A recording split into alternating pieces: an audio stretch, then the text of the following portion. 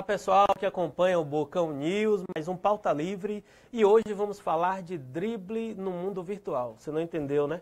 Não é um programa nem de esporte e também não é muito assim, aliás é do mundo virtual. Vamos falar hoje de criptomoedas e Bitcoin. Hoje vocês vão entender, né, um outro universo que está conseguindo dar um drible nos problemas financeiros causados pela crise. E o Thiago Avancini, que é especialista em criptomoedas e em Bitcoin, vai explicar para vocês o que é esse novo mundo financeiro que está aí em vários lugares do nosso planeta, né? Na verdade, já está bem forte aqui no Brasil, né, Thiago? Com certeza, muito forte. E o que é o Bitcoin? Né? O Bitcoin, ele é... A tradução eu vou explicar basicamente, mas o conceito dele é a peer-to-peer Electronic Cash System. Então, o Bitcoin ele é um sistema eletrônico de pagamentos, né, que vive nesse meio virtual ou no meio da internet. Então, ele traz um pouco das características, especificamente do dinheiro, né, a característica da privacidade de como nós comercializamos com dinheiro. Então, são transações irreversíveis, né, nós temos transações privativas.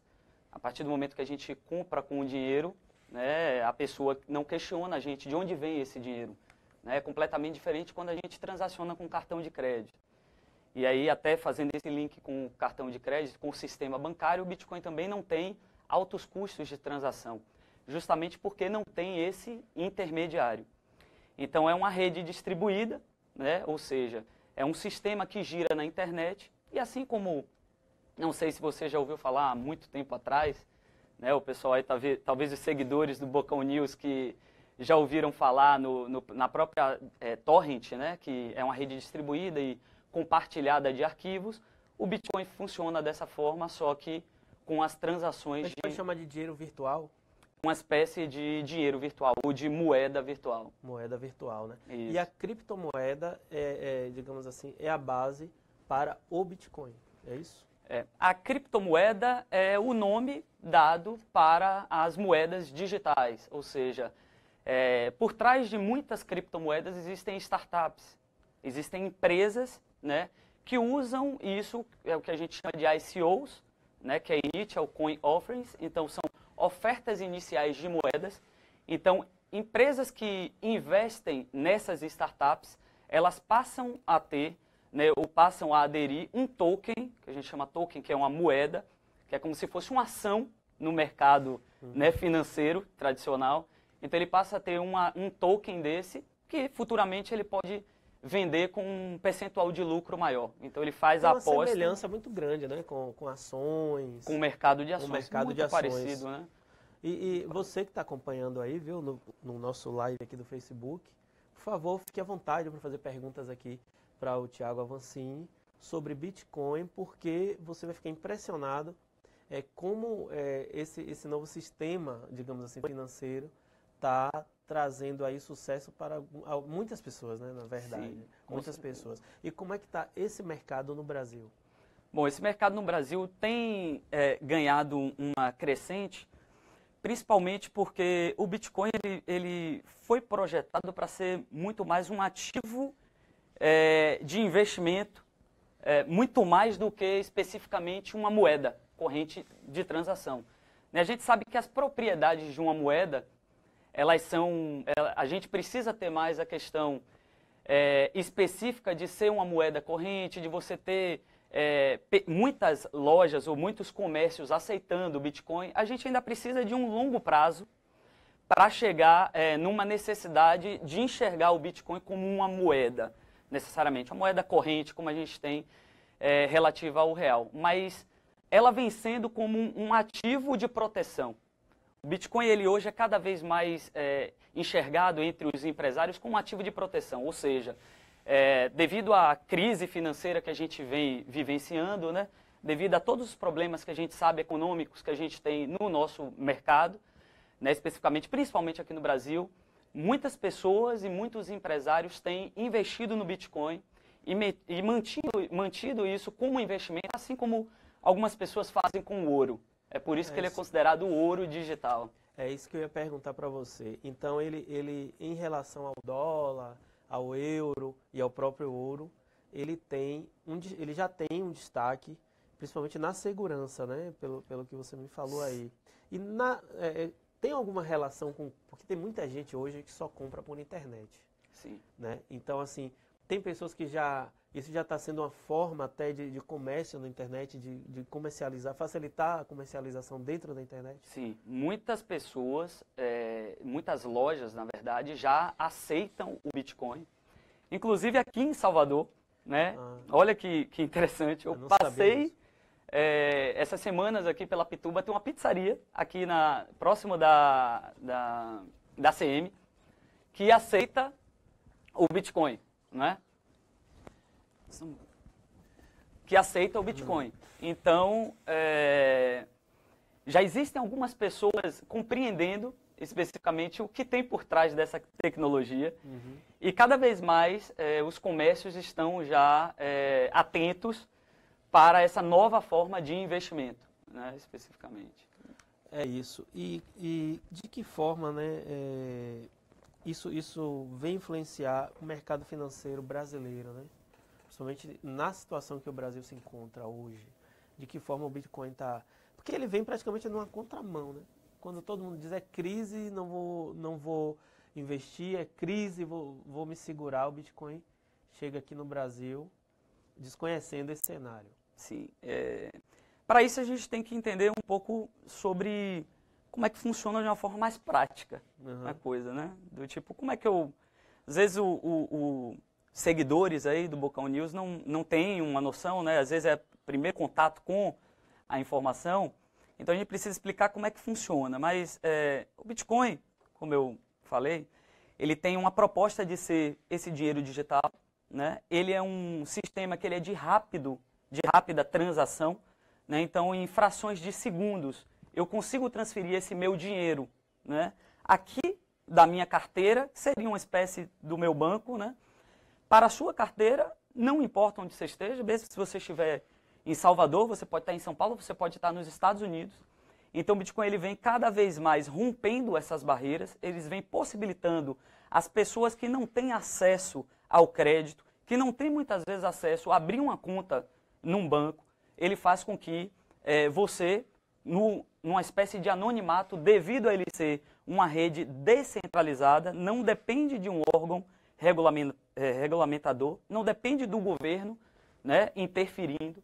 Então, é impossível a gente visualizar na rede Bitcoin, por exemplo, se você tem uma dívida, né, especificamente com alguma empresa, e essa empresa te coloca na justiça, né, e aí você recebe uma intimação de que, a partir daí, qualquer dinheiro que você depositar na sua conta bancária, né, vai ser confiscado, vamos dizer assim, para pagar aquela sua dívida.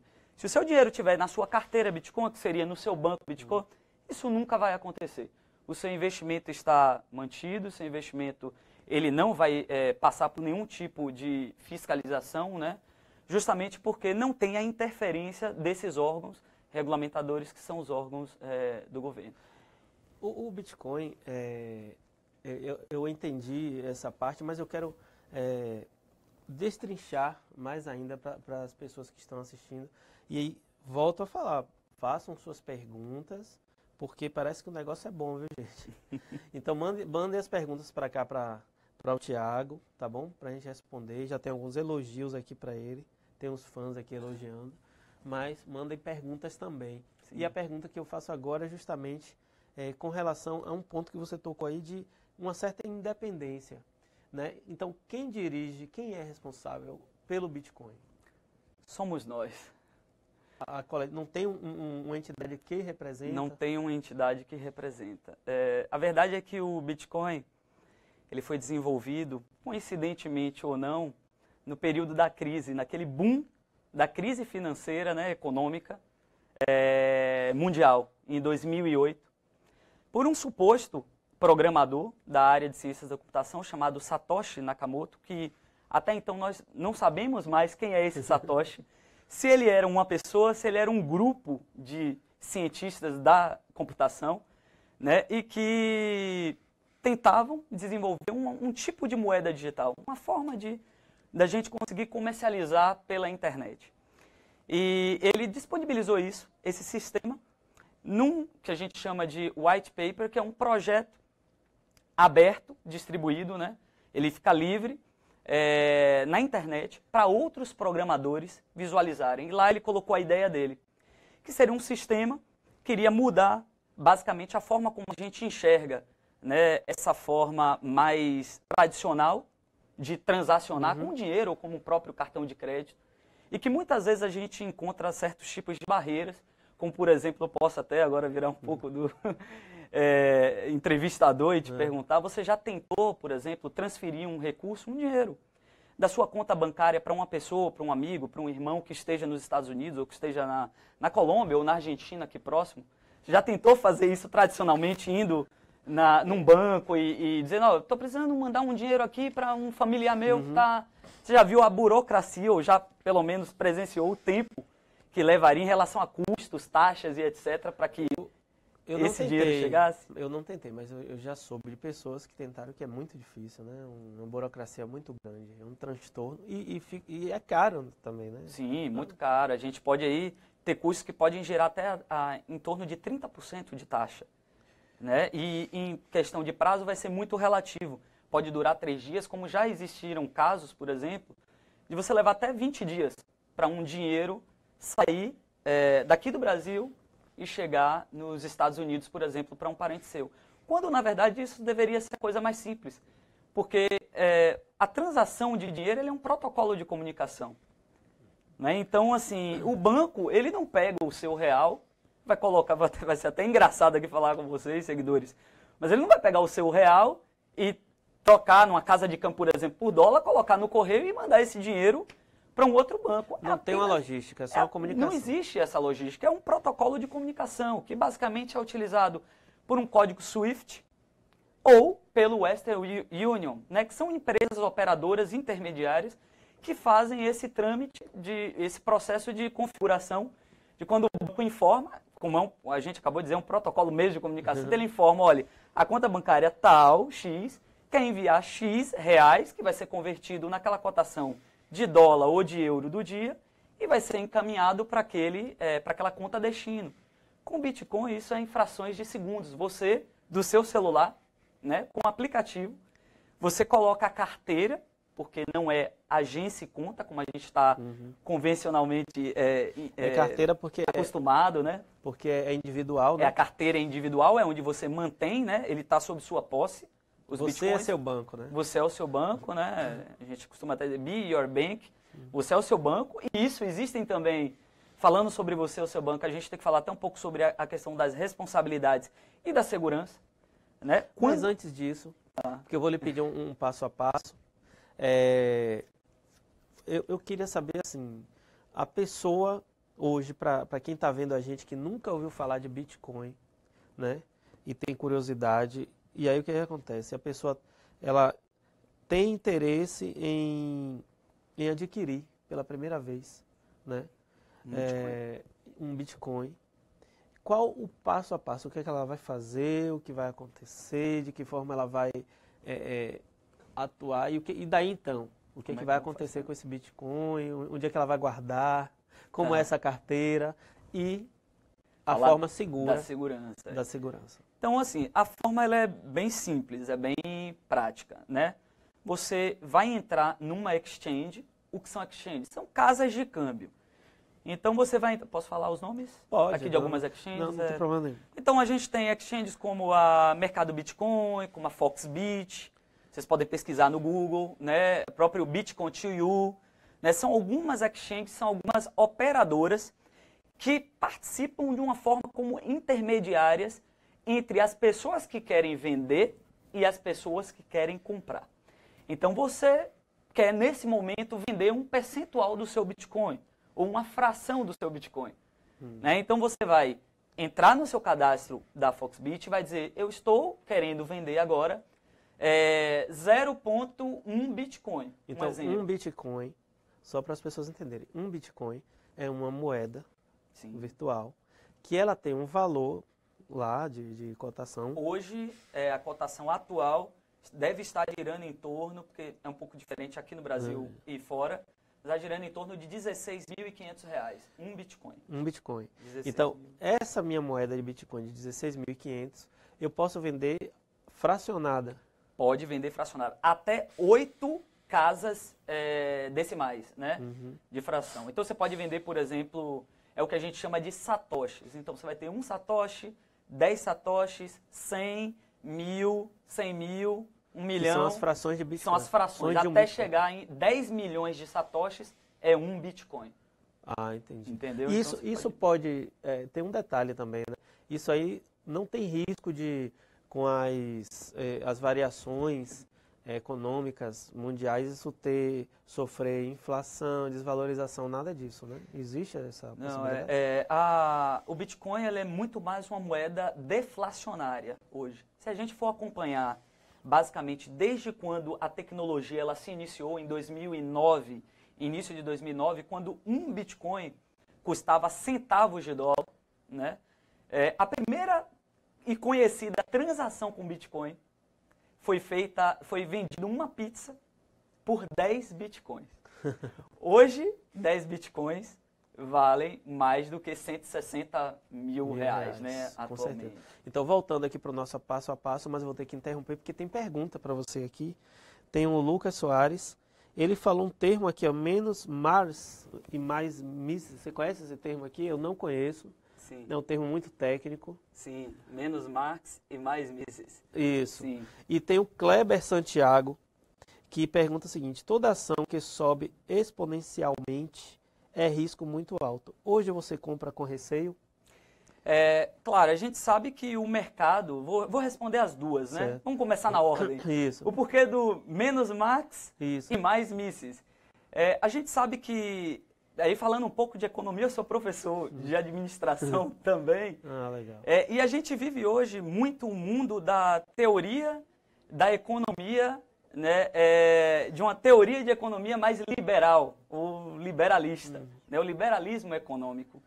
Então, o liberalismo econômico ele prima justamente por isso. Nós não somos obrigados necessariamente a trabalhar especificamente com uma única moeda, né? O que existe hoje no país é uma lei que a gente chama de lei de curso forçado. Então, nós somos especificamente, vamos dizer assim, nós somos obrigados a utilizar o real, porque existe uma lei que diz, os comércios, eles aceitam o real. E a partir do momento que nós recebemos em real e que nós comercializamos em real, isso faz com que o governo possa fazer o que quiser, né? Inflacionar. E é basicamente isso que a gente vê, né? O governo ele acaba inflacionando o tempo inteiro, à medida que ele imprime mais papel moeda. Isso faz com que esse mercado, especificamente, que comercializa bens, serviços, produtos, etc., eles vão aumentar os preços, porque eles entendem que agora o salário mínimo aumentou, que as pessoas têm mais capacidade ou poder de compra. Né? Independente disso, e aí se a gente for buscar um pouco da evolução, se a gente pegar desde o início do plano real, né, lá em 1994, isso, a gente pode dizer, pô, mas o salário mínimo lá em 94 era X, sei lá, não lembro aqui especificamente 120 reais, um pouco disso. Hoje, 937 reais. Isso. Mas se a gente comparar com a inflação, né, dos bens e serviços, a gente vai ver que praticamente são 4 vezes mais o aumento dos custos dos produtos, dos bens e serviços hoje que a gente consome, se comparado à própria inflação que houve, né, na nossa moeda. Então o Bitcoin ele vem como oposição a isso, né? Ele vem sendo cada vez mais visto nesse meio como um meio de investimento em que a gente pode estar fora desse processo convencional que é a teoria econômica nacional, né, ou nacionalista, que a gente está acostumado a trabalhar. Então, é um ativo mesmo que cada vez mais a gente tem visto como um ativo de proteção.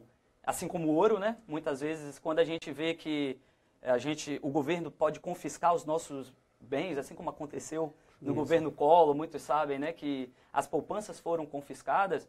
Uma das formas de investimento, toda vez que a gente passa por essas crises econômicas, é você ir lá e investir em ouro. Né? Hoje, como a gente vive mais um meio virtual, né, as pessoas estão entendendo a tecnologia e investindo no Bitcoin, enxergando isso como um ouro digital. E chamando ele de ouro virtual. Ouro virtual. Aí tem a pergunta aqui do Álvaro. O que fazer para minerar Bitcoin? O que é necessário? Muita gente gosta de entrar nesse assunto de mineração. A mineração, ela funciona da seguinte forma.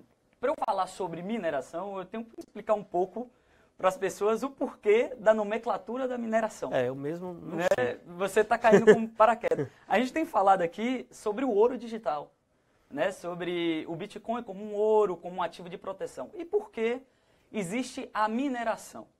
Bom, o Bitcoin, a rede P2P, a rede distribuída do Bitcoin, ele basicamente atua de duas maneiras, de duas formas. A primeira é a geração de moedas e a segunda é a transação em si. Né? Então, a rede do Bitcoin, ela funciona dessas duas formas. Primeiro, ela cria moedas e a segunda, ela faz com que essas moedas sejam transacionadas. O porquê da nomenclatura mineração? Porque a regra do sistema, ou a regra do Bitcoin, é de que ele vem sendo desenvolvido para que ele chegue a uma escassez.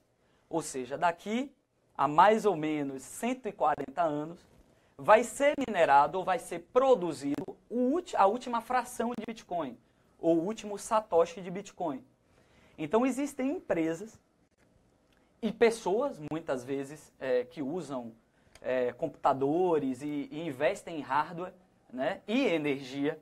Esse é o custo para se minerar, ou esse é o custo para se produzir a moeda, o Bitcoin. É uma forma de recompensa, e é até por isso que a gente visualiza hoje, a gente chama da teoria dos jogos, né? É por isso que hoje o Bitcoin ele deu certo, porque justamente ele é um sistema P2P e que ele gera recompensa para as pessoas que estão atribuindo a segurança da rede. Então, cada vez mais a rede ela está sendo segura, cada vez mais existem empresas que estão investindo em tecnologia de hardware, né, placas computacionais e energia, para estar realizando as transações ou afirmando as transações. Então, toda vez que eu transfiro um Bitcoin para você, existem nós, a gente chama de nodes, são nós da rede, que pode ser eu também, quando eu instalo um sistema nó do Bitcoin, ou pode ser uma empresa que tem as mineradoras, que tem os seus sistemas de computação que basicamente fazem essas afirmações. Então, à medida que eu faço as transferências, o bloco do Bitcoin ele vem sendo, né, preenchido. Então, hoje esse bloco é de 1 mega, cada transação gira em torno de 250 bytes. Então, tem uma relação com essa questão de mega, de bytes? Tem uma relação? Tem sim, porque hoje o que é a moeda? O que é essa transação? A gente falou muito aqui sobre protocolo de comunicação.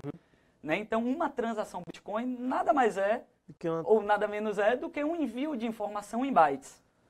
É como se fosse, deixa eu traduzir aqui, é como se fosse assim, você tem um celular, aí você faz aquele plano lá na sua operadora e ela lhe dá um limite de transferência de dados e uploads e downloads. Isso, quase como se fosse isso. Mas o porquê que é diferente? Por que essa tecnologia é tão disruptiva? Eu vou explicar, a gente vai ter que precisar falar um pouquinho mais lá atrás.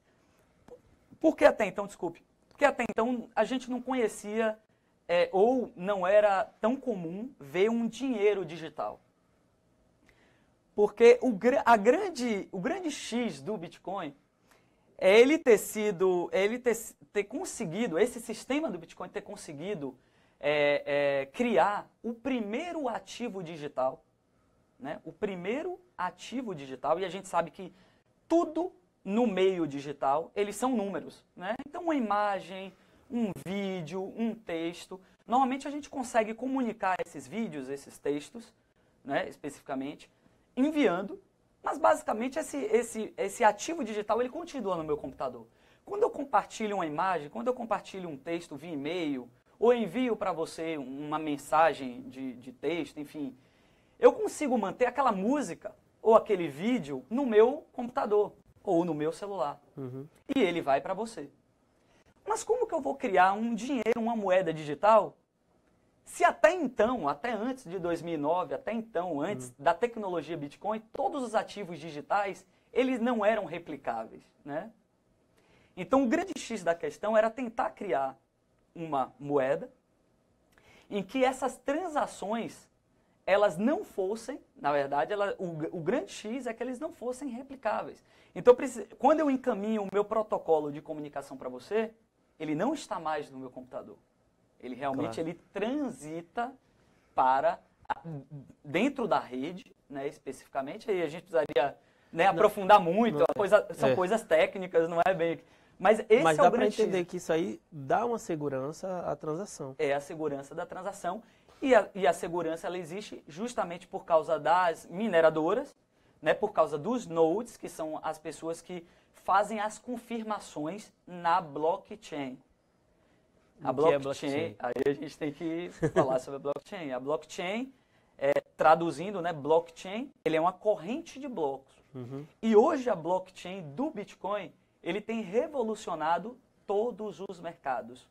Mercado de comunicação, provavelmente a mídia aqui, vocês da TV, né, da era digital, o pessoal de marcas e patentes, né, empresas, governo, ONGs, enfim, todos estão sendo impactados hoje pela blockchain. Ou seja, independente da gente estar discutindo aqui moeda, discutindo investimentos, mas a blockchain do Bitcoin ele já é algo que veio para revolucionar todos os mercados. Então, a blockchain, basicamente, ela é um livro contábil exposto na internet, 100% auditável, onde todos nós podemos acessá-lo, basicamente, e ver todas as transações que elas ocorreram desde 2009. É o que a gente chama de bloco Gênesis. Então, desde a primeira transação, que foi do Satoshi Nakamoto, né? Ele minerou 50 bitcoins naquela época, né? A mineração era, para cada bloco minerado, 50, era a recompensa. E ele transferiu parte daqueles bitcoins, né? 50 ou 20 ou 30, enfim, para a carteira de uma primeira pessoa que entrou na tecnologia do sistema naquele período. Então, a partir dali, a gente tem o registro, pense como um registro contábil, um bloco de notas, onde a gente tem todas as informações. Então, por exemplo, saiu o primeiro real de Tiago para João. Agora saiu X reais de João.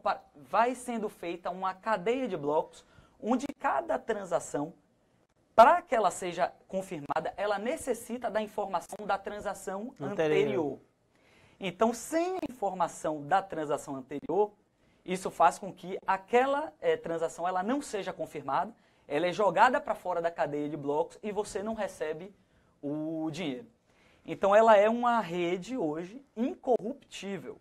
E o porquê ela é incorruptível? Justamente porque os mineradores, eles afirmam as transações em troca da recompensa, que hoje gira em torno de 12,5 bitcoins.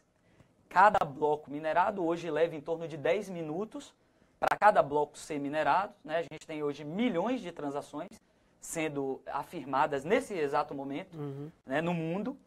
E cada minerador, ele quer incluir essa sua transferência através de, inicialmente, uma pequena recompensa pela sua transação. Ele ganha uma taxa irrisória nessa sua transação. E à medida que ele enche esse bloco, ele vai ganhar a sua recompensa pelas afirmações especificamente dessas transações. Então, para que isso seja basicamente confirmado, você tem que estar olhando sempre o hash pointer, ou o código, que são os últimos códigos da transação anterior, e isso faz com que, né, o negócio seja muito eficaz e seguro. Vocês estão entendendo, né? O assunto é longo. Enquanto a gente está aqui, tem muita gente discutindo crise, tem gente minerando. Tem gente minerando. Milhares, milhões. Milhões de bitcoins. Olha só, nosso tempo está quase acabando, mas é preciso ainda a gente concluir aquele raciocínio. A pessoa tem que ter dinheiro, Claro. real, dólar, real não é uma moeda, dinheiro material, para poder comprar o Bitcoin. Então vamos lá. Como é essa transição? Para a transição. Cadastrou na exchange, né, que eu falei é uma espécie de casa de câmbio. faz o registro direitinho lá, coloca o nome, CPF, inclui a sua carteira de habilitação, faz uma selfie com a carteira de habilitação para que a gente saber que você é o dono daquele documento. E aí ele vai disponibilizar essa exchange, a conta bancária dela, você deposita em reais o valor que você quer. Olha, gente, hoje a maioria, existe um mínimo, se eu não me engano, está girando em torno de R$250. A partir de R$250 você já pode comprar a fração que quiser de Bitcoin. Se eu comprar R$250 hoje, uma fraçãozinha, que é uma fraçãozinha, né, de Bitcoin, daqui a uma semana, quanto eu vou ter? Aí você pode, aí é bem relativo, uma média, né? Eu sei que pode não dá para especificar. Pode ser que... eu posso te dar um exemplo da semana passada para essa semana. Quem comprou R$250 em Bitcoin na semana passada, o Bitcoin atingiu uma das máximas até histórica, que chegou a $5.000, chegou a R$20 mil nas Bitcoin. casas de câmbio aqui no Brasil. Então, quem investiu aí R$250 poderia ter em torno aí de R$270, R$280, R$300 em frações de uma semana em cima desse investimento. Mas, como eu disse, eu enxergo particularmente como um investimento a longo prazo. Para as pessoas que querem investir no Bitcoin, eu indico como realmente um ativo de proteção, não como algo que você... Olha, eu vou colocar esse dinheiro aqui agora, eu vou investir esse dinheiro agora porque eu preciso daqui a 10 dias, enfim. Posso assumir os riscos de tanto ganhar muito como também perder um pouco. Tudo no mercado financeiro tem essa possibilidade. Ele funciona. Mas assim, o que é importante, até através de estatística eu passar para os futuros investidores aqui, é que a cada ano o Bitcoin, desde 2009 até hoje, 2017 nós estamos, o Bitcoin a cada ano ele dobrou de preço. A cada ano ele dobrou de preço, né? Se a gente pegar, por exemplo, o quanto o Bitcoin estava em dezembro do ano passado para hoje, ele dobrou de preço. É o dobro, né? Por quase o final de ano. Tem muita pergunta, gente, não vai dar para fazer todas aqui. Eu queria que o Thiago deixasse aqui os contatos dele, para quem quisesse ter mais informações. É muito extenso esse assunto, né? Antes de você passar seus contatos, eu faço uma última pergunta, rapidinho, só para a gente já falar do futuro. Como isso vai impactar na vida das pessoas no dia a dia? Vai chegar até os supermercados, os shoppings? Você acha? Olha, é difícil, especificamente, a gente prever se vai chegar aos supermercados, aos shoppings. A tendência é que cada vez mais pequenos comércios passem a aderir ao Bitcoin. Justamente porque eu te falei, o sistema bancário hoje nosso é muito burocrático. Você precisa ir num tabelionato, você precisa ir num banco, levar documentação, abrir uma conta no banco, pagar a taxa de mensalidade bancária, pagar a taxa de antecipação de cartão, pagar a taxa de transação por cada transação que passa na sua maquineta. Então, hoje, em frações de minutos, você abre uma conta ou uma carteira Bitcoin, se registra em sites como Bitball ou Bit1 e baixa um software no seu computador e já passa a aceitar Bitcoins no seu comércio, né? E aí usar isso como um investimento ou até de mês em mês você resgatar, sacar ele em moeda fiduciária, que é a moeda local, né? Em real ou... Com segurança. E com segurança dentro dessa rede. É isso aí. Quem quiser saber mais, fala com o Thiago como? Quem quiser seguir aí o meu Instagram, eu falo muito sobre Bitcoin, é o Thiago com TH Avancini, tudo junto, Thiago Avancini. Tá aqui embaixo, o Luiz vai colocar. Luiz vai colocar aí embaixo na legenda, Thiago, THI-AGO, Avancini, NNI no final. Né? Meu Facebook também, Thiago Avancini. E meu canal do YouTube, que já está entrando no ar, que vai ser Negócios e Criptomoedas. A gente vai estar falando especificamente sobre logística, economia e muito sobre outras altcoins além da tecnologia do Bitcoin, né? A gente vai falar de Ethereum, de Dash, de Monero, né? Da característica que tem por trás de todas essas criptomoedas, ok? É isso aí. E muito obrigado. A gente espera que você volte aqui outras vezes para trazer mais informações sobre criptomoedas, Bitcoin e atualizar aí nosso público sobre essa nova realidade do mundo financeiro. Tá ok? Obrigado. Muito obrigado e nós agradecemos também a todos vocês que nos acompanham aqui nos nossos programas Pauta Livre da Web TV do Bocão News. Até a próxima. Até a próxima.